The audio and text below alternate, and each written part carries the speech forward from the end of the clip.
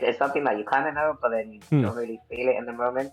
But everything is temporary because sometimes when you're in a situation, so in my case, when I was younger and I was having all of these health Yeah. complications, when you've got a broken arm or broken leg, like that's all you can think about, Yeah. and it feels like this is gonna go on forever. Like this is my life. I'm just gonna be in this bed, recovering, not able to go to school, not able to do anything with my life. Especially the hard stuff, it can feel very, very permanent Yeah. sometimes, right? Even though, like logically, it's not true, but when you're there, it can feel very, very permanent. I wish I kind of just embraced that. Hey, and I really like the idea of seasons. Like this is just a season, It right? is, yeah. Because with a season, you're reminded that seasons they have to change. That's just how God designed things. You don't have winter forever. At some point, it's gonna be spring, and then it's gonna be summer. Yes. Yeah.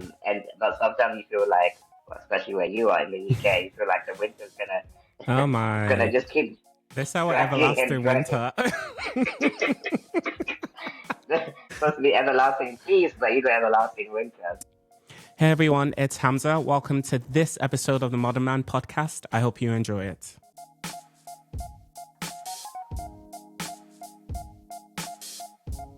Welcome back to another episode of the Modern Man podcast, Conversations on the Human Experience. I have the pleasure of introducing a new friend, Mr. Winston Ben Clemens. So if you don't know about Winston, he's a man who turned challenges into triumphs, proving that resilience isn't just a buzzword, it's a way of life. So Winston was born with a condition known as osteogenesis imperfecta or brittle bone disease. Winston has faced over 200 fractures in his lifetime, but he has refused to let that define him. He's a computer science graduate, a former tech consultant, and now a globally recognized keynote speaker and disability advocate. He's shared his story on stages worldwide, partnered with brands like Google and Disney, and even graced the screens of the BBC, Good Morning America, and The Today Show. Winston's passion lies in fostering inclusivity and challenging the status quo. So please join me in welcoming the incredible Winston Ben Clemens to the Modern Man podcast. Welcome, Winston. Pleasure to be here. Thank you all for having me. Thank you so much. It honestly is my pleasure. I was just saying before, I am, as the kids say, I'm super gassed.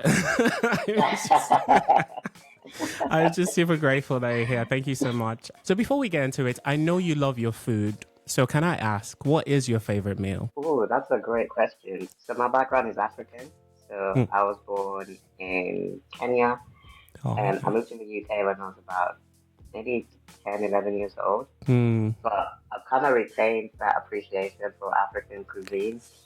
Like I like my rice, we call it ugali, but it's kind of like a cornmeal type food. A lot of countries have it. Yes. And then you have it with like your vegetables and you have it with like your different curries and meats. So Wow. I would say my go-tos are still kind of on the African side of things, although it's not always easy to find the ingredients to make that type of food when you're living, in the Tell me UK or about in it. America or in some Western Yes. society. So yeah, when I go to Africa to visit any African country, I make sure that I eat double my portion. Look, I'm lucky, I'm blessed that my mom is still with us and she actually came to visit. I live in the UK, she still lives in Nigeria. So when she was coming, she's like, what do you want? And for months, we were making this list. So all the different types of soups, all the different types of swallows, the rice, the ingredients, all the stuff that is not as accessible. I'm just so glad she's here. And I'm sure I'm going to put on a couple of kilograms in stone before she leaves. But you know what I said to her? I was like, you know what? If I'm going to put on weight, you are too. So all you're going to do is eat and sleep, okay? You're here to relax. So we will eat together. Exactly. And for those who don't know you, can you tell us your story? Yeah, so I was born in Africa, and maybe what makes my experience a little bit different is that I was diagnosed with a condition known as osteogenesis imperfecta, which is a very long and complicated set of words to say, but essentially just means that my bones are brittle compared to the typical profile of bones that people have. And maybe a simple way to think of it, which I sometimes use when I do my presentations, is to think of it as having bones that are made of glass. Right? Oh, wow. So my bones are fragile to the extent where when I was younger, especially, and even something like it gets cold and you do like a Yeah. big sneeze, that would fracture my ribs, Wow. or coughing, or just very minimal contact would Mm. cause me to break a bone and have a fracture. So I think maybe that's important to point out because that kind of colored a lot of my childhood, Yeah. a lot of my experiences in the workplace, learning how to navigate different spaces, Mm. make friends, and then it also impacted how I present. If you meet me, um, about 3 feet tall, sometimes I say 3.5, but I think probably closer to 3 feet, and I use a wheelchair. So I guess my condition and my diagnosis has kind of shaped a lot of the first impressions that people have about me, Mm-hmm. and it's also, I guess, made me have to figure out ways to exist in spaces where probably not many people are going to live like me. Yeah. As someone who has experienced 100 factors in your lifetime, can you describe how those experiences shaped your understanding of resilience and strength? Yeah, honestly, I wouldn't say that at the time when I experienced a fracture, I was being Yeah. very resilient. Yeah. I was probably doing what you or anyone on the call would do if they, broke an arm or broken leg, Mm. which is saying ouch very loudly and maybe a few extra words.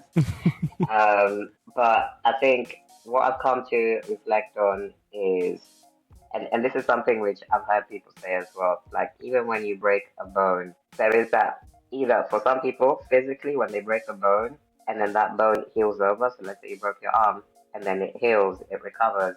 It actually tends to heal stronger Yes. than what it Mm-hmm. was previously. And I don't know if that's the case universally, but I Mm. think that's a general trend.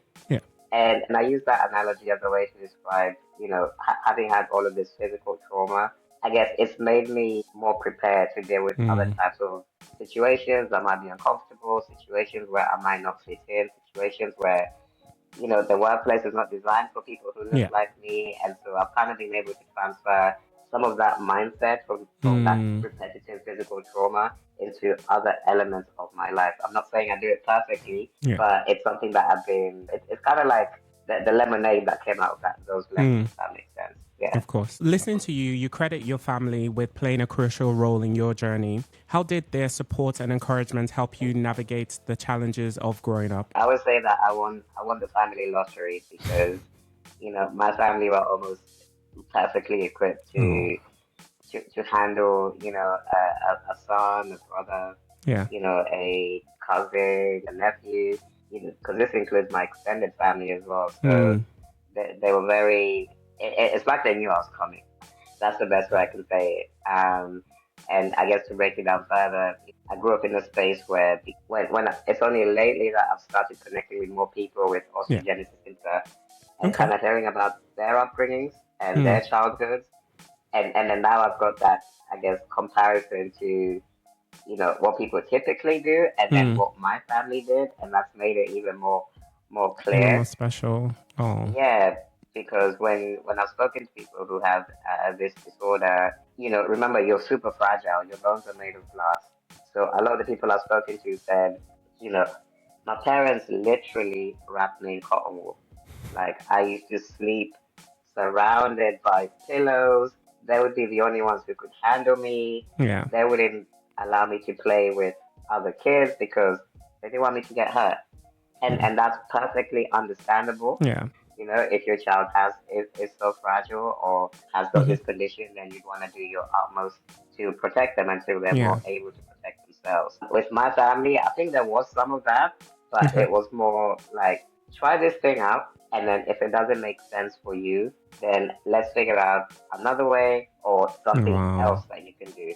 Yeah. So an example would be in school in the UK we have what do you call it, PE, like physical Yes. education. In my school, like there's a lot of like contact sport, like Yes. football. There's a lot of like basketball, badminton, athletics. And for me, I was thinking, okay, so during this 1 hour of PE every week, um, what am I gonna do? Am I just gonna not participate and maybe go read a book, or actually kind of figure out a way to get involved? And Mm. my mom especially, she was like, hey, you know what? Just speak to your PE teacher and say like, is there a way you can get involved that would make sense for you? So, for Mm. example, in football, okay, maybe I'm not the one who's gonna kick the ball and Yeah. score a goal, but we figured out that maybe I could be the referee. I could call the Mm. game, right? Yeah. And that way I'm still, a key part Involved. of, Yeah. of the sport, but That's I'm doing beautiful it though. I'm doing it in a way that suits me. And I think that that creativity has, again, allowed me to, when I get in spaces that don't feel super inclusive,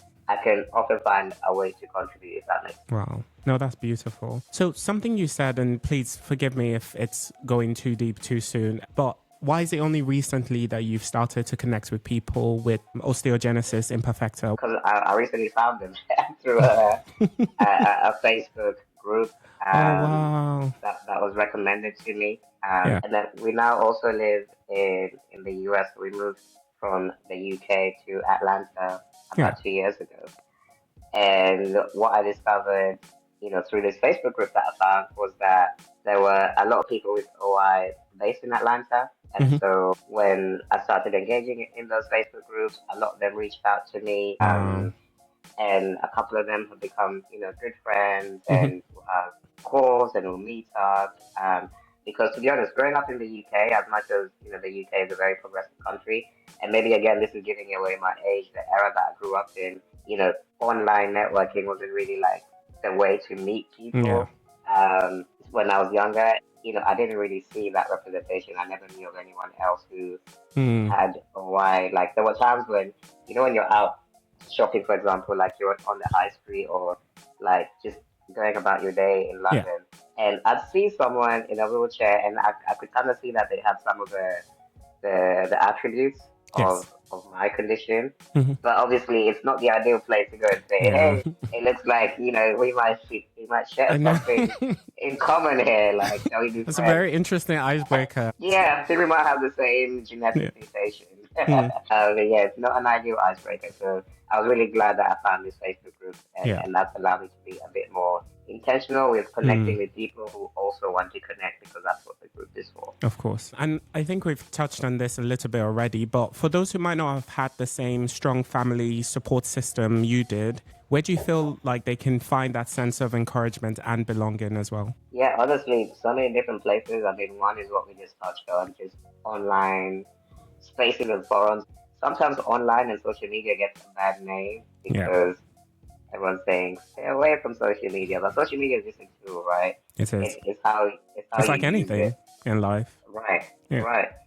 Same with money. If you spend your money on good, healthy foods, you're good. If you spend all your money on like McDonald's, then maybe not so good for you, but it's the same money, right? Yeah. And so, yeah, I think online space is really cool and also really accessible because some people are physically not able to get out Yeah. and meet people. So, because often when you go to these networking events, they say you just need to go out and like go meet people, right? Mm. But for some people, that might not be possible because of their health or Yeah. something else underlying. So, online is a really good starting point. And then if you're able to take that online relationship into like turn it into a phone call or turn it Mm. into a coffee day or turn it into a like let's go to this conference together or this event together or do this activity together, Yeah. then I think that's really worked well for me, and anyone Mm. can do that whether you have a tight knit family or not. Yeah. And I think that in life, not one size fits all. So the common denominator is community. So however you find that community, if it's in Right. person, if it's online, as long as it's healthy and it supports you, I think that's the most important thing. I agree. One of the best, you just reminded me, one of the best like types of community I had growing up was, me and my friends from school, from secondary school especially, we Yeah. used to play Call of Duty on Xbox 360. Oh, And yay. we would literally, again, my generation, Xbox 360, I think it's moved on like 3 or 4 generations. I am a now, but gamer, so yeah, I'm part of that okay, generation. you're, Like you're, part, you're PlayStation is part of looking that at too. me now.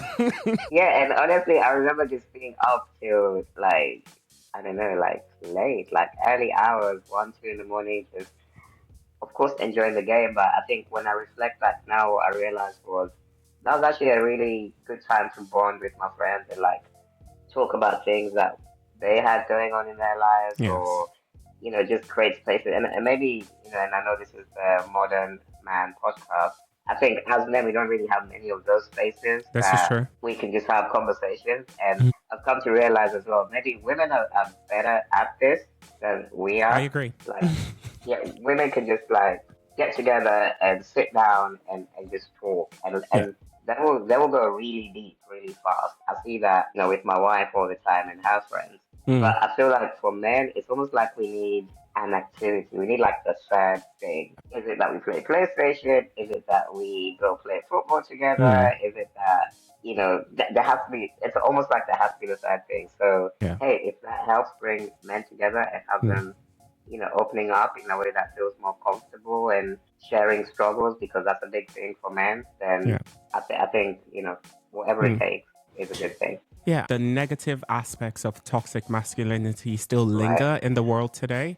And if you Yes. look at, for example, podcasts and resources, there are so many resources and communities and spaces that have been created for women. Such a Yeah. great community of women, uplifting women, talking about financial issues, relationships, Yeah. education, debt, all of that stuff is so amazing. But then you look on the other side for men, and it's almost like everyone is too shy to be a little bit more vulnerable than they're used to. And I'm just like, no one's gonna bite your head off, and if they do, just ignore them. Just Right. put them on mute. But we Right. need that. No one can be an island of their own. So having that community and being able to be vulnerable with people that you think deserve that vulnerability, because not everyone needs to hear how you feel, just the people that are there for you. And that's really why this podcast exists, to create that space Mm-hmm. for men to have honest and open conversations, to meet people from all different walks of life. I recorded a podcast earlier on in the week, and we had a conversation about this, and we're talking about that nothing is necessarily new under the sun.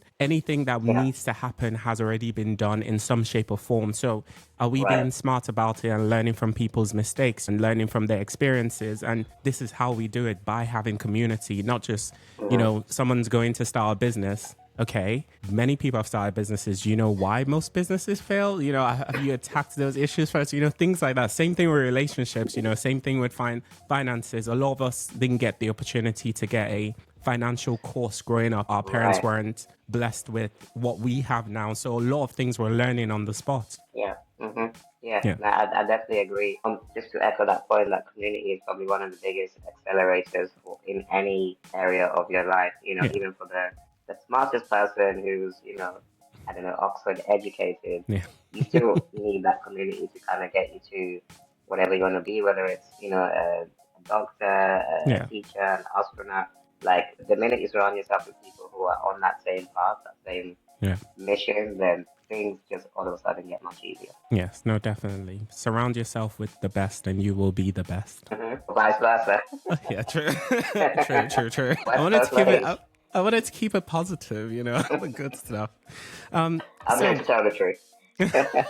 fair. So was there a particular moment or piece of advice from your family, friends, or community that has stuck with you throughout your life? Yeah, it's a good question. The two things that pop into my mind are maybe not a piece of advice. I grew up in an African household, and a lot of the learning that I did from people who are older than me was more through observation than Mm. someone kind of sitting me down and saying, hey, like, here's my top tips for going to school or going into the workplace. Like, also, no one had time because everyone was Mm. busy trying to figure it out in a new country because we were first generation immigrants, a lot of us. Yes. Mm. And so, but what I learned through observation is maybe more so from my mom, actually, Mm. who actually passed away a few years ago. But Oh, one bless of the her. biggest lessons that I learned from her was around visions and also just getting yourself out of your comfort zone.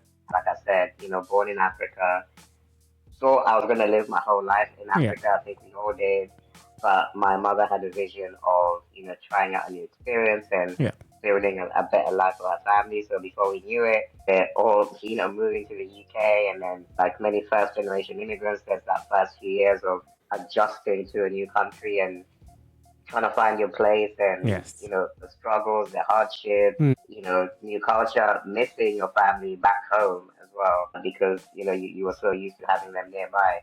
But Yeah. now they are an 8-hour flight away. But yeah, just to see her maintain that vision that, hey, this is going to work out. And just that idea of if you get out of your comfort zone, there's no guarantees that things are going to turn out perfect. But what it means is that something good might happen, right? And through my mom's journey and her taking those risks despite the struggles, Yeah. there's a lot of good things that happen. Even for me Mm. personally, the healthcare that I was able to access in the UK for my specific condition Yes. um, was obviously superior to what I would have accessed back home in Africa, where they didn't really know too much about the condition. For example, the opportunity to do my education and Yeah. to work in the corporate world for big FTSE 100 companies, you know, was only presented because my mom took that risk many years before to move herself and her three young children to a new country. Yeah. I think that's one of the biggest things that I've observed, and I think it's also informed some of my decision making process as an adult and with my career. And like I said, I now live in the US, Yeah. and I think a lot of that is just downloads from what I witnessed my mom doing. Yeah. Yeah. So I was listening to one of your talks and you mentioned pushing yourself to make friends despite feeling, different from other kids. Can you talk about why friendships were so important to you and how you found the strength to overcome those initial challenges? Yeah, so I think friends are important because friends are kind of like the family you choose. I think that's the Yes. saying, right? Friends are the family you choose. And we're not all blessed with, that family that's supportive, encouraging, and that will, uplift you and that's not always their fault. Sometimes it's just circumstances and people have other things going on that they can't focus on just one person. But yeah, for me, I think because of my medical diagnosis, it was obviously trying to figure my spot in all these different spaces. Because, like I said, going to school, and I went to a mainstream school, so there were not many people with disabilities, or at least physical or visible disabilities that I could see in my school. So oftentimes in the classroom, it was, how many students were in the class? Maybe 20 So students. yeah, about 2025. About 2025. So there'll be like 24 students who appear, typical, and then there'd be me who was obviously visibly very different to everyone else. And so that also carries like a bit of like, I need to navigate this space. I need to kind of, again, step out of my comfort zone because one thing I realized about kids, they'll either, when you're that age, they'll either be like really curious about you, like, okay, so why are you so small? Why are you in a wheelchair? Like, why this? Why that? Why this? So many questions. And have, so many questions. Or the other side of the coin is they will just stay away. Yeah. Like they're not sure. Like what? Like I can see there's 23 people here who look like me. I'm gonna hang out with the 23, not with that guy over there. Right? And so what that meant was, first, I guess to address both sides of the coins was one, I just had to kind of get really comfortable in my identity, and almost not be offended by those questions, and just look at it as, hey, they want to get to know me, right? They want to get to know who I am as a person. Of course, sometimes it was like, we talk about something else, please. Like I do have other interests and hobbies, right? Things like that. But it's just kind of learning not to be offended by that and just using it as a way to start the relationship, and then hopefully we can kind of move on from that piece and get to know each other as individuals, as friends, and as people who are just kind of navigating this life in a very similar way. And then on the other side of the coin, for those who, I guess, were being a bit distant, or maybe I could tell they were not comfortable in my presence, I just had to kind of take the initiative a little bit and be the one to reach out, be the one to start the conversation, and hope that it would kind of lead to something developing in terms of friendship. So I think these are challenges, or these are situations that many of us who have some kind of difference, not just disability, it's things that we have to think about and have to navigate when we're in those spaces where we're not represented. And so those are the things that work for me, kind of being comfortable in my identity, and also like not being afraid to be the first one to reach out, being proactive, which is actually a very normal thing here in the US. But in the UK, we're very close, and sometimes we wait for the other person to make the first move. Oh, so yes. you need to be that person. Yeah. A lot of people in this world really struggle with being comfortable with themselves and really struggle with having that self-respect and self-worth and really valuing themselves. Was there a period where it's possible that it was a series of things that happened or a process that got you to a place where you were comfortable, but was there anything you remember that specifically influenced you feeling, actually, I need to be very comfortable with myself because this is me? Yeah, that's a good question.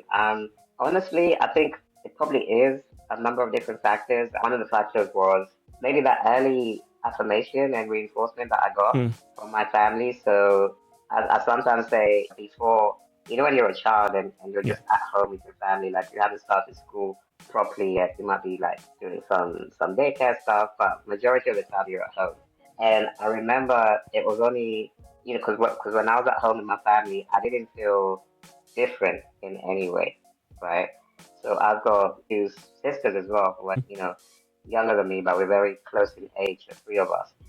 And they're non-disabled, and the three of us were always treated the same at home, right? So, if we misbehaved, for example, like the punishment was the same, whether it was me or my sisters who are Right. non-disabled. Like, there was no special treatment, and like, no, he gets to do this because Yeah. he's a bit different. And so it was only when I arrived in a school setting, I think that's the first time I noticed the difference Mm. because first of all, teachers, you coming from a big place, we're trying to be extra sensitive and like you have everything that you need. You don't have to go to Mm. pee. If you feel like you need to take a break during the day, let us Oh. know. And then all of a sudden, I'm realizing like, wait, why are they saying all this? Mm. Because I'm not used to having, Yeah, especially come you from a know, place where you're just comfortable and you're just yourself. right, right. And I don't blame them. They were just trying to accommodate in the Yes. best Yeah. way that they could. And so having that early reinforcement gave me that belief that hey, my identity, like whatever this is, because obviously I could see that I look different to my sisters, but whatever this is was fine when I was at home.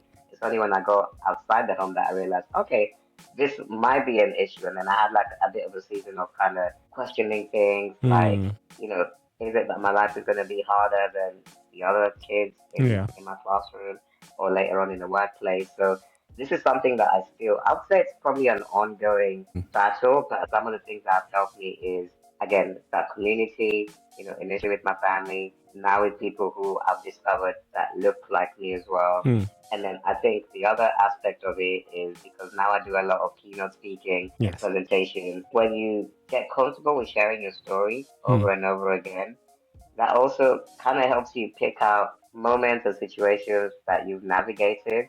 And you're like, I'm not really proud of myself for that. And then that Yeah. again, and then reinforces that identity of yours. Like I was able to figure that thing out, despite being a little bit different to the average Mm. person. So I guess those would be kind of like my two nuggets from there, which is finding that community that will Yeah. uplift you wherever you find it.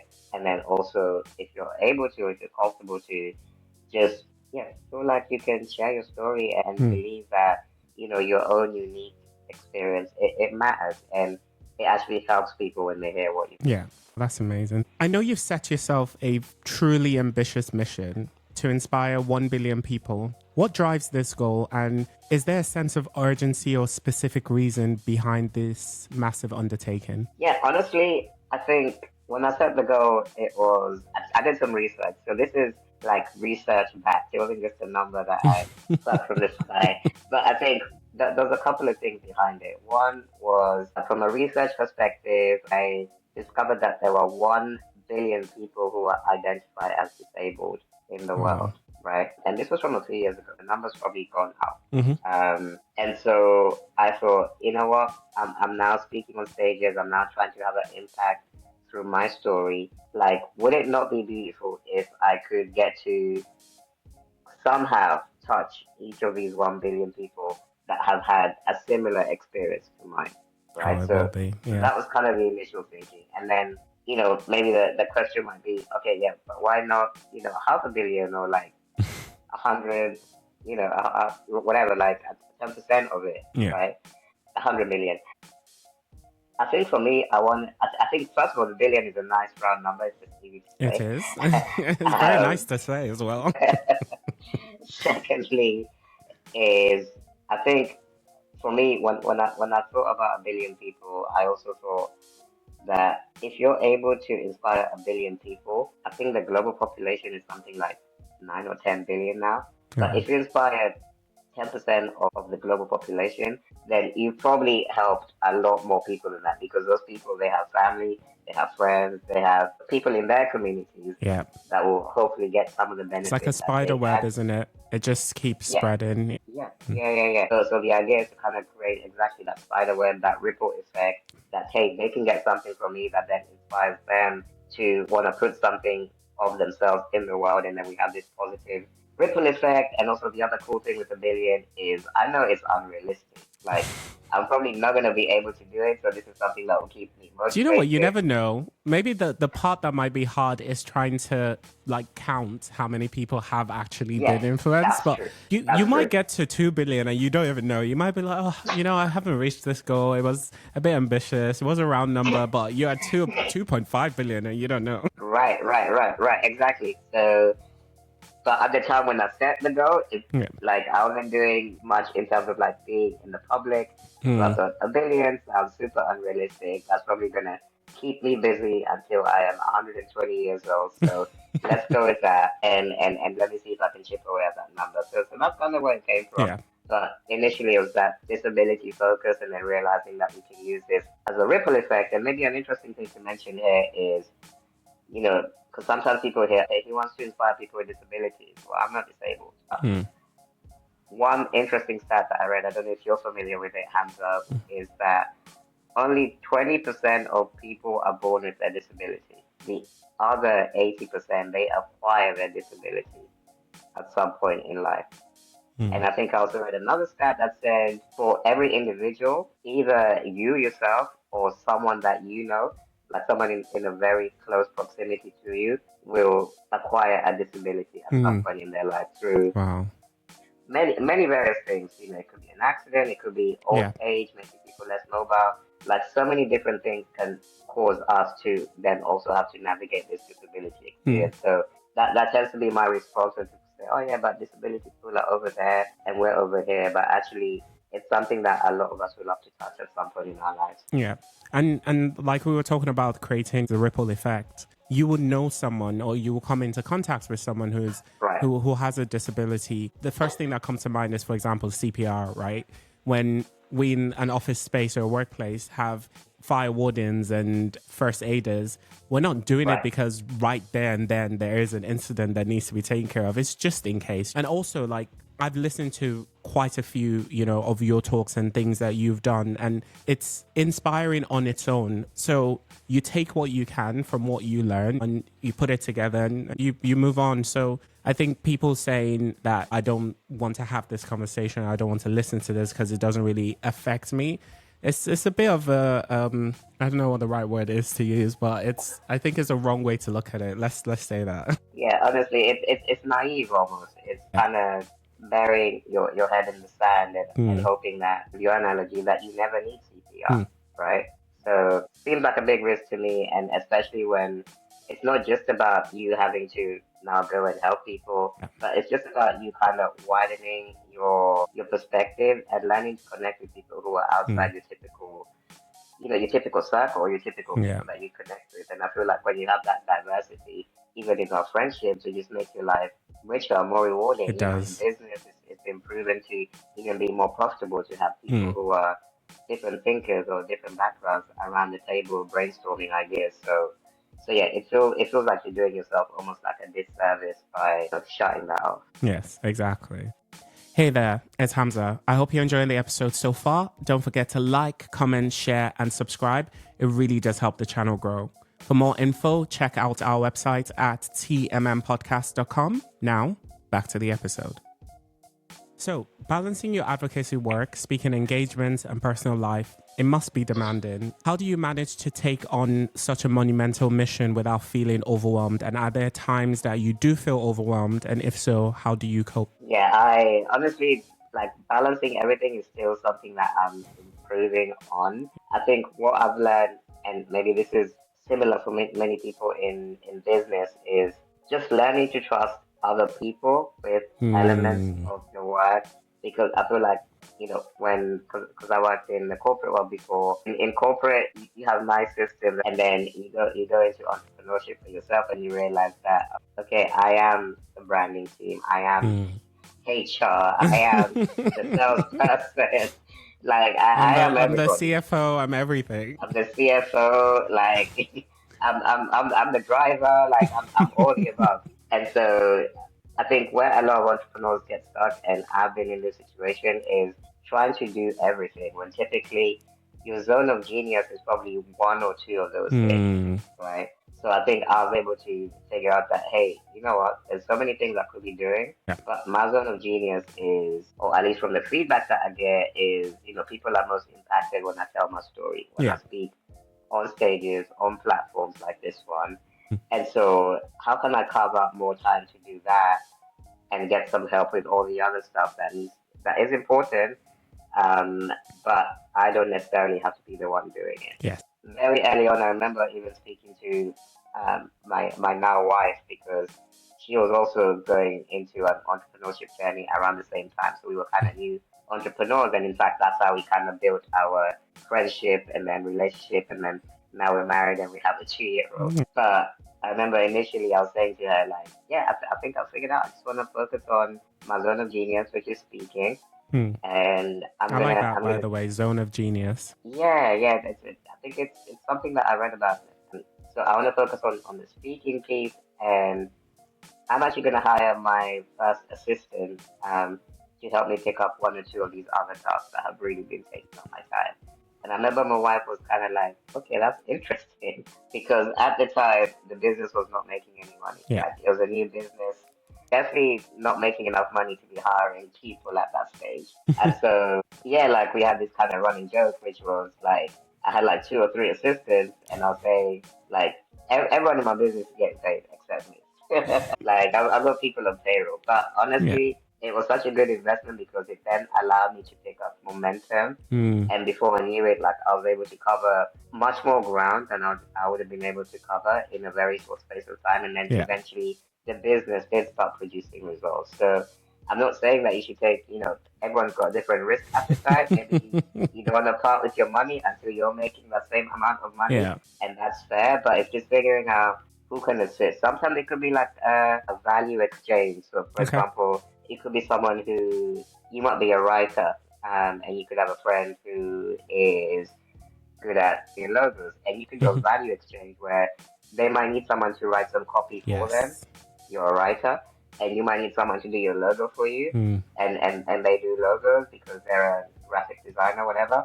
And so you kind of do that value exchange where they get what they want, you get what you want, and you keep it moving, and then you keep finding those joint ventures until you're in a position to hire and properly fill those roles. So there's different ways you can be creative and do it. But for me, honestly, the biggest thing has been around systemizing and also just kind of leaning into my self-care and making sure that I have some time off, because as an entrepreneur, there's no clocking out. You can be working 7 days a week if you want to. Exactly. So, there are no days off. Here are your boss. And actually, the biggest thing that's helped me, which will help some people listening to this, is actually having a child. So I've got a child who's very demanding on my time, and so when it's her time to kind of hang out with daddy, there's no like, oh no, but I have to send this email, or like I need to finish my presentation. Like, she wants to hang out there and then. So it just forces me to kind of stop, be present, lean into that self-care. Yeah. Some people struggle with that. So that's why you have a lot of people who are micromanagers, and you have a lot of people who are just so busy. And my mom, she says it as, you're busy doing nothing. And I find it hilarious. But it's so important to develop or to figure out what it is that is occupying your time, especially the busier you get, the higher you get, the more involved you get, or the more independent you get. Think about what are the things that you can let go. So for me, one thing I know I've struggled with is I am such a perfectionist, especially when it comes to getting things done. I will stay up ensuring that all of the cells in Excel, they're the same size. I'm done with the content, but I need to make sure it looks, I don't know why. And even down to the zoom. So every page has to be the exact same zoom, right? So now that I have a huge... I know. Now that I have a huge team, right, and assigned tasks, the first time I got reports and presentations, I almost had a panic attack because I was like, this is not how I want it. But then I thought to myself, wait, it's their job and this is what they've produced. Why do I now need to sit down and make sure that it's the exact way I want to? Allowing people to put their flair on it. And to be honest, out of that, with a little encouragement, some people are even doing reports and presentations better than I would. And I think that allows you to then focus on other more important things, or just have some more free time to yourself, Yeah. Yeah, no, I agree. And I'm laughing because I can relate to a lot of what you said. Just, spending time doing the most tiniest thing like fixing fonts or updating one sentence on my website because I'm not happy with it, and then I'll rewrite it like 3 times, and literally adding no value at all. Yeah. Because yeah, no one's gonna notice that the Hmm. Excel was zoomed in at 90% instead of 100%. Uh, The reason I actually brought that up is because I did that yesterday. So I thank you still for haven't let go confessing. of that one. I know. What a sad life for Nah, myself, but yeah. yeah. If it's relatable to us, it means that there'll be someone listening to this too. It'll be Hmm. relatable to you. Yeah. But yeah, one thing that I learned that really helped me, like especially when I became a business owner, entrepreneur, is to make a list of, and I was coached about this. My coach told me you need to be focusing on, as a business, you have one job. Your one Hmm. job is to make money, right? Yes. And so, what are your money making activities? Is it, in my case, speaking on stages or working with companies and corporations and building relationships there? Hmm. Or is it fixing that font on my True. Excel spreadsheet Mm-hmm. or that sentence on my website? Could somebody else do that for you? Hmm. Could somebody else maintain the website while you actually focus on relationship building that will, Yes. hopefully lead to opportunities and hopefully lead to you creating value for Hmm. organizations that then gets you paid? And so when you're able to kind of like, and maybe there's an exercise there where you kind of list out everything that you do in the Yeah. business and like mark which ones are money making activities Hmm. that need to be handled by you or Yeah. prioritized by you, and then which are like all the other like nice to have stuff, but we don't need to work on that today if we still need to be making some money, Yes. if Yeah. that makes sense. So that was like a switch that helped me. Yeah, I was listening to a podcast over the weekend. Craig Rochelle, he's a pastor. He's also an incredible leader, and he has this leadership Yeah. podcast. He was talking about the art of letting go as well. And he said that as CEO of the organization, as the head of the church and all of the departments and things like that, when the organization first started, there were a lot of things that he was doing himself because he was the only one that could do it. For example, opening the Right. doors, organizing the sets, the order, doing all the PR and the social media and preparing for Sunday services and preaching and loads of things. And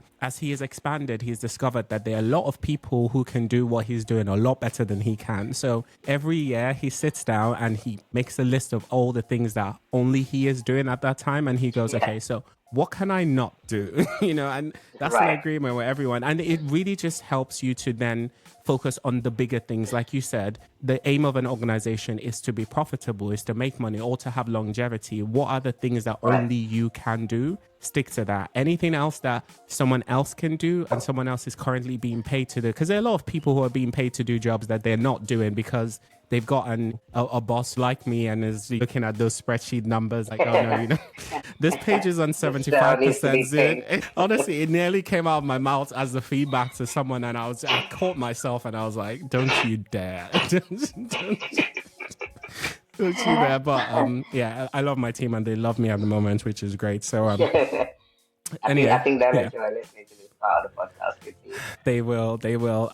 So switching to the workplace for a second, Winston, how can organizations create workplaces that are truly creative and inclusive? What are some practical steps that they can take to foster an environment where everyone feels valued and empowered to contribute their ideas? Yeah, honestly, this is one of the big pieces that I spend a lot of time talking with organizations about, and with leaders, different companies, and yeah, because I think what I've realized is that there's a lot of willingness to create that inclusion, but a lot of people don't know where to start with it Yes. or how to do it, or they have an idea in their mind, and then when they tell it to me, I'm like, no, don't do that, never do that. Cross that one off the list, because as well intentioned as it is, it doesn't really make sense. And actually, one of those ideas is about box tick hiring, for example, like tick box hiring, talking with a leader. They were like, yeah, I think he said we want to hire up 20% more women this year. Because basically, what he was relaying to me was, we're just gonna make sure more women get through the interview Mm, process and get to the mm, hire, which again comes from a good place, but when you kind of start doing that tick box hiring, yeah, first of all, is for an organization, it's really important to hire based on merit and talent, and not just Yes. because people are a certain shade of red, yellow, blue, pink, Yeah. whatever color you wanna put in there. So that's what is finding the right person for the job. Hmm. And then if they happen to meet some of your requirements for diverse hiring, then let that happen organically Mm. rather than trying to almost fudge the system. Yeah. So one reframe I like for that particular issue is, and this is a conversation that I had with this particular leader, is how many women do you normally interview? And he gave me the number. And the number was really low. Okay, we normally interview 7% of our interviewees are women. I was like, well, Wow. okay.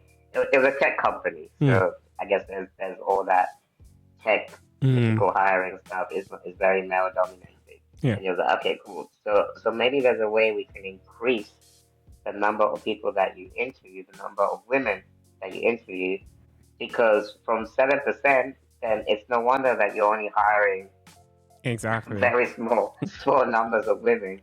So even if we said, we increase that 7% to 20%, which is your goal, or even a bit higher than that, then at least you're having more conversations Yes. with women who Yeah. meet your job criteria, who are talented. And I think naturally that's going to result in more hires that Mm. don't just tick the diversity box, but actually tick what you're looking for to progress your organization. So, it's a very subtle tweak, but I think it's something that I've seen work really well. And then the other thing is, again, maybe on the representation piece, and maybe more on the inclusion side, is I've also spoken with leaders and with companies where they're like, we realize we've got quite a few, I don't know, insert group here, like it's quite a few disabled people in our community, in our workplace. And so what we're going to do is we're gonna build this system for them, this website where they can all get together and build community. And then we're also gonna arrange like a day out for them, like twice a year, things like that. And Mm. I'm like, okay, cool. These are really good ideas. The reason why I hesitate is who came up with these ideas? Mm. Like, was it the people who are going to be involved? Mm.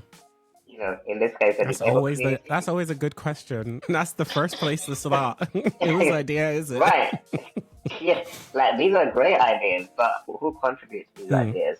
Was this just something that was decided in a boardroom, and now you're just gonna cascade it down to everyone, or did you actually have the feedback and the information from the people who will be part of those meetings and away days and all the cool websites that you Mm. think they need, but maybe they don't need, Hmm. right? And so for me, that's another big challenge, just ensuring that as much as you're trying to enhance representation, that you involve the people who those changes will be impacting. Yeah. There's a popular saying within the disability community, which I think applies to a lot of other groups as well, which is nothing for us without us. Yes. So if you're going to be building something, if you're going to be making some plans that will impact me, then make sure that either I am there or someone who can represent me is Yeah. involved in that planning. Otherwise, there's a good chance that it's not going to hit the mark in the way that Mm. you think it will. Yeah.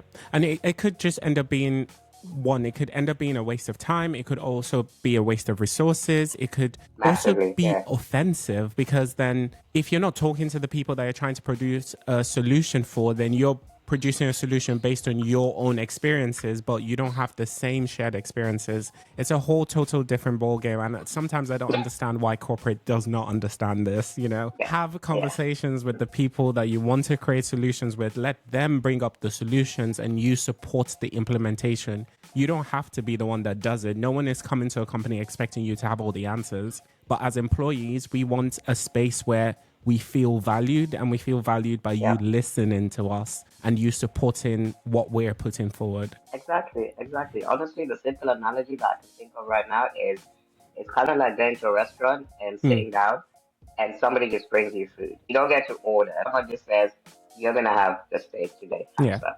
It's like, well, what if you're vegetarian? Like, Mm-hmm. thank you for providing me with this meal. But if you had asked me, I would have probably gone for the veggie burger or Yeah. something like that, right? So, and that's what corporations do all the time. Yeah. They're constantly putting steaks in front of people Mm. who are vegetarian Yeah. or pescatarian. So it would So I'm honestly be a lot easier. if they Yeah. just approach you and said, "What you want? What you want for lunch?" Yeah. So I'm not a fan of red meat. I try not to eat any red meat, but what you're saying makes so much sense because even if you stay on the red meat for a bit longer, how do they want it cooked, right? Do you want it medium rare? Do you want it very red? Do you want it well done? No one is asking these questions, right? You're just giving people something. You're like, here you go. Bye, we've done it. Yeah, And then you hear for them sure. you hear companies in like mid-year presentations or quarterly presentations. We've provided this amazing thing, and everyone's like, Yeah, don't say I did made Hamza the best ribeye steak. We had a Michelin star chef prepare it, and it was cooked medium rare, and like that's a $200 steak yeah. right there, right? But if someone who doesn't do red meat and it doesn't Yeah, matter, exactly. And then you wonder why in satisfaction surveys you're getting zeros and you're getting people leaving right, organizations, getting people unhappy right. because you're not taking time to listen to people. They don't feel seen, they don't feel heard, and I think yeah, Yeah. like you said, that's one of the biggest reasons why people decide to explore something different. Even in my own situation, when I've changed jobs, I think typically it's not been because I had like a huge fallout Yeah. with the company. It's just been like I'm starting to feel invisible now, so I'm gonna try somewhere else. And to be honest, I feel like that is the worst place to be. Organizations, some organizations, there's some that do it well, but I Yeah. think generally, especially if you come from like a traditionally underrepresented group, Yes. I think they almost need to like take caring their employees from those groups a little bit more intentionally. Yes. Um, because like you said, it doesn't always come naturally, to someone who's underrepresented that, okay, I just need to speak louder or I just need Yes. to ask again. You ask one time or two times, and if that doesn't feel like it's It's a landing, wrap. you might get discouraged Yeah. and you'll never speak again. So, And it's just like so trust. there's Like that too. once trust is broken, it's hard to build back. And depending on the individual. So I always start, with new organizations and relationships and friendships and everything with like 100% level of trust. I say you start up here, and it's totally Yeah, up to you how you build. Do you stay there? Or do you keep coming down? And like you yeah, said, you ask once, and it's like, okay, we're down to 50. Ask twice, and like, okay, I'm done. There's no point, yeah, because we've yeah, seen it yeah. before. We've experienced it. Others have experienced it. I'm not going to be there to keep shouting about this to you when I know you're not going to listen or support it at all. Yeah, yeah, Yeah. yeah. So as we bring the podcast to a close, we know that hindsight is 2020. What would you say you would have loved to know before you began your journey? That's a good question. I would say the one that comes to mind now is I think I would have liked to know that it's something that you kind of know, but then you Hmm. don't really feel it in the moment.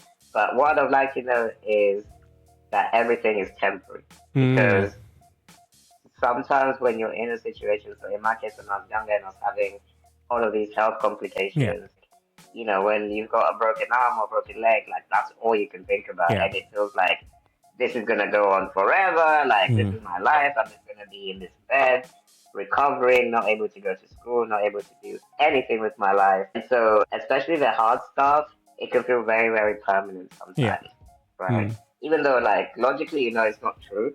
But when you're there, it can feel very, very permanent. I wish I kind of just embraced that, hey, and I really like the idea of seasons. Like, this is just a Hmm. season, It right? is. Yeah. Because with a season, you're reminded that seasons, they have to change. That's Hmm. just how God designed things. You don't have winter forever. At some point, it's going to be spring and then it's going to be summer. Yes. Yeah. But sometimes you feel like, especially where you are in the UK, you feel like the winter's Oh gonna my. just keep This our dragging and everlasting dragging. winter. Supposed to be everlasting peace, but you got everlasting winter. Well, you're welcome back to London anytime, okay? Just bring some of that warmth with you. That's why everyone in the UK drinks tea. It's just too cold. It's too cold. It's making sense now. I've actually drank a lot less tea since being here. Yeah. So yeah. But yeah. So, Winston, do you have anything to plug? Yeah, I mean, for me, I'm always like working on my speaking, Yeah. so always looking to connect with organizations who are doing cool stuff within the DEI world and disability advocacy world. So that's something that remains a priority for me. And then produce a lot of content on YouTube. So Yes.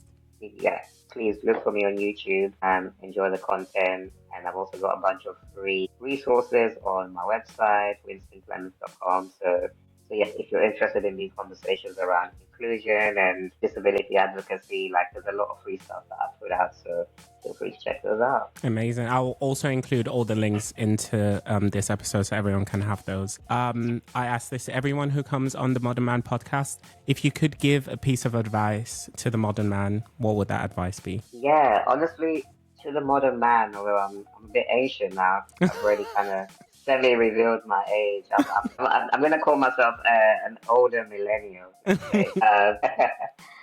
I would say for men specifically, I think what we're missing is, and this includes me as well, is just connection with each other and spaces, like we touched on earlier, where men can just talk and be, because like we were saying, women are, it's very natural for them to do this and to go deep with each other and to really do that in a way that fills them up. But for men, it's almost like something we avoid because maybe toxic masculinity or maybe just not being intentional about having those conversations or feeling embarrassed, whatever. There's so many things that hold us back. So I think my one piece of advice, and this includes me as well, is just to invest in those male friendships.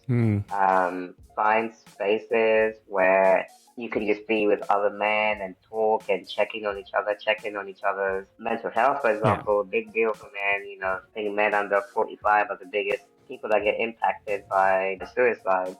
So just finding those spaces where people can just check in with each other. One practical thing that I'm doing is creating like just a simple group chat on WhatsApp with some of the men who are close to me in my life, and then we just do like because I think men, we need structure. we need to know that we're here for a reason. And I think for the check-ins, it could just be simple prompts like, how's your mental health? What's your priority for this week? And what's something that you're excited for in the future? So those are three simple prompts that I'm going to be using with the men in my group, and that kind of invites a conversation, invites people to kind of open up a little bit. Because if you just bring men together and say, "So how are you feeling, guys?" You're just gonna have like silence, people just looking at you, blank stares. You're not gonna get much out of them. So I guess the advice would be just for men to find those spaces and then to create a structure that allows people to open up and really feel seen, because as men, there's so many spaces in the world where we truly get seen. So good. Winston, that was amazing. Thank you so much, Winston, for joining us on Modern Man Podcast. I hope you've had a good time. I had a great time. Sorry about the sunlight in my face. Oh, no, please, it's fine. We like a bit of sun. I'm in a warm country and the sun keeps following me around. That's a good sign. Wherever you go, the sun's going to shine on you. But that's cool. It's been a pleasure. I'm super honored that you're here with us today. For everyone listening, I hope you've had an amazing time as well. And I hope the positivity and the honesty has flowed through the screens, your earbuds, your speakers, wherever you're listening. But yeah, it's been such an honor to host this podcast for you guys. Watch out for the next one. I hope you have an amazing day. Thank you so much for joining us on Modern Man Podcast. Wish you all the best, and I will talk to you guys soon. Bye.